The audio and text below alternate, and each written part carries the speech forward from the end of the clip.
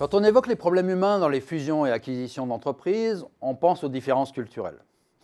Mais il est un autre problème humain bien plus important que les chercheurs en gestion appellent incertitude et ambiguïté individuelle. Imaginez, vous apprenez que votre entreprise est rachetée. Les premières questions qui vont vous venir à l'esprit sont vais-je garder mon emploi? Est-ce que je vais travailler avec la même équipe? Va-t-on me demander de déménager? Est-ce que je vais garder mes avantages, ma voiture de fonction? Ces questions reflètent les incertitudes individuelles des employés et parfois même de leurs dirigeants. Ensuite, si vous recevez des messages contradictoires sur l'avenir, vous êtes alors confronté à des problèmes d'ambiguïté individuelle.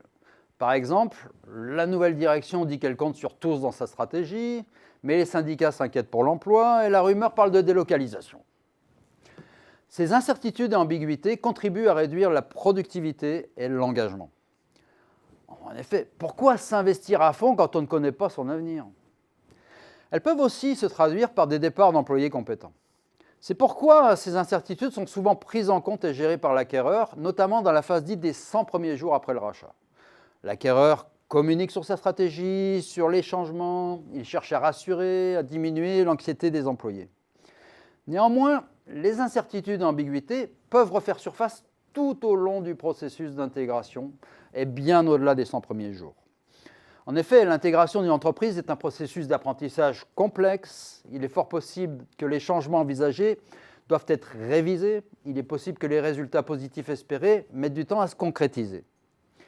De telles situations peuvent recréer de l'anxiété, de l'incertitude chez les employés. Et qui dit incertitude dit baisse de productivité, baisse d'engagement, départ de l'entreprise.